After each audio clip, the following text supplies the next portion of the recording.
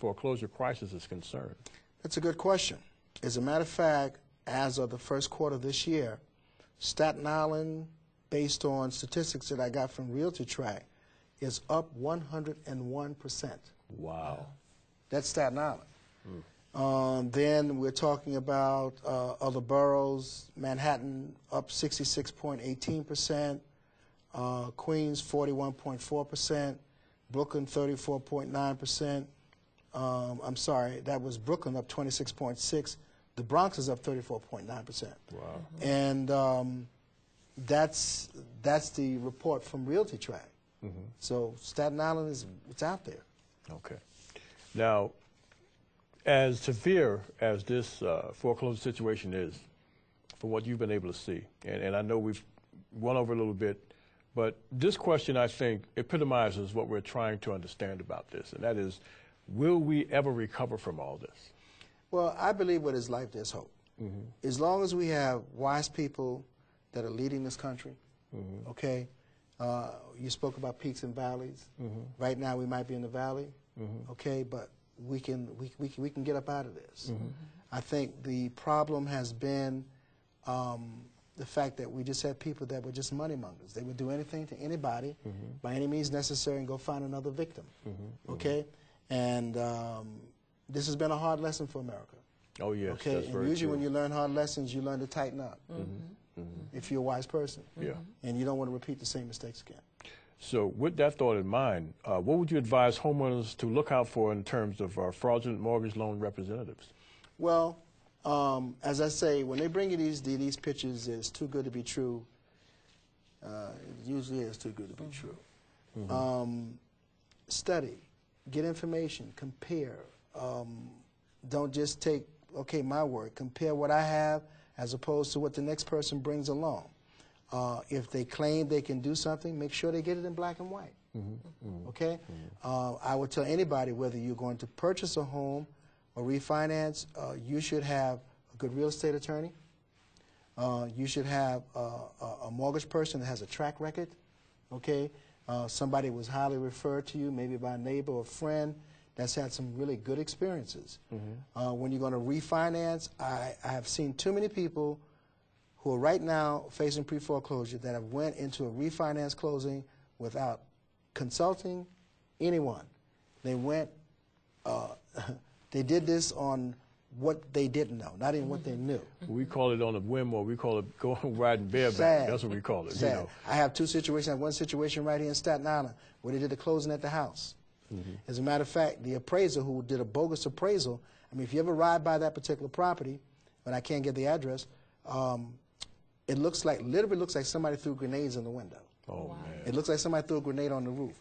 The appraiser took the side of the property that looked best. Then he went in and he told the people what to hide and how to fix the furniture to make it go through. This is what these are these bogus loans that are given out.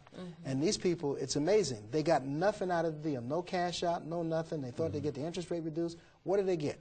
Another mortgage with a higher monthly payment. And most And likely this was an one of the adjustable victims. rate. One of the victims happens to be in her 80s. Wow. See, one of the things I think is, as you mentioned, well, we here are research fanatics. So what we've come up with is a study from Consumer Reports who mentions the fact that you should cross-reference 3 references of anything you're about to do. And if the information on all 3 matches up fine, then it's sometimes okay to make a go of it. But if the information doesn't match up, you still need to do more research until you are comfortable with the amount of cross-referencing that you have done to create a certain level of comfort in your level of understanding of what it is. Okay. So, of course, we always encourage consumers to educate themselves, to elevate themselves, but most importantly, to take the necessary steps. And one of the things I've always encouraged is workshops, because I think workshops are a very important part of this country. Very important. I think that will lead to a lot of recovery in this country. I don't think there are enough workshops for enough people here in this country, because I think that, and I think also too, Workshops are not for people who are lazy. Right. Okay, you have to want to get up and accumulate this knowledge so that you can be armed to use it where you need it. And I think where we fall short sometimes, and even as a people, is that we don't take all the necessary steps to take this knowledge and use it correctly and use it when we need to use it. You know, so. As we step into our next question, what really happened to cause so many homeowners to become foreclosure victims? Well, you just answered the question somewhat, the lack of knowledge. Yeah, okay. Okay, you know, lazy folks don't get too far. They may not even make it off the couch. You understand what I'm talking about? I mean, and that's the reality, you know. Becoming knowledgeable is a responsibility, and some people avoid that. That's one of the reasons. And don't forget, there are people out there that are predators. Yes, and they know that those type of individuals are out there. They seek them out. They seek them out, and they come. Man, they got the gift of gab and et cetera, et cetera, et cetera. And I mean, when I go and check out some of these cases that I come up against, I'm like, how did you get into this? Desperate. I've even seen people literally sign their houses over, do a deed transfer to a person who's come along with a good scam, a good gimmick. Now, don't think that they're not getting caught. I get mortgage blogs, maybe several times during the week, that disclose a lot of the scams that have been basically ripped apart. Investigations have been done. People have been extradited from other countries, all sorts of stuff. They are going to jail. You understand what I'm talking about? So if a person feels like they're a victim, you need to get in contact with them. Okay. Now, we want to create a situation, because we know there are a lot of situations like this, but that happen but not really talked about.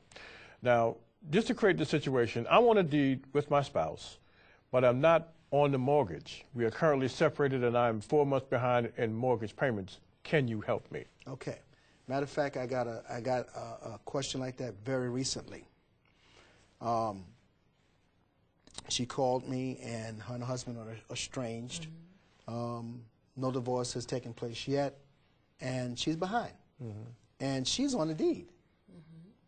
And he's on the deed, but he's on the mortgage. And I had to tell her, I can't do anything except I work through him. Okay? The mortgage company loaned the money to him based on his credit rating, based on his financial merit. So I have to have all parties available. I mean, of course, the decision they make, hopefully they will make it collectively. Okay? But he's the point guard in the situation. Okay.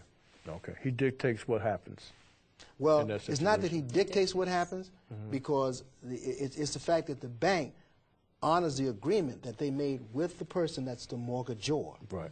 Okay? You can put 50 people on the deed. Okay? But where's the mortgagor? Okay? Okay. Now, let's say, for example, now I'm behind in my mortgage payments. I was advised to refinance. What do you recommend? Well, most people who are behind in the mortgage, they can't refinance. That's the real deal. And you got to watch how you use that word refinance, because some people come with these really scammy, stinky schemes.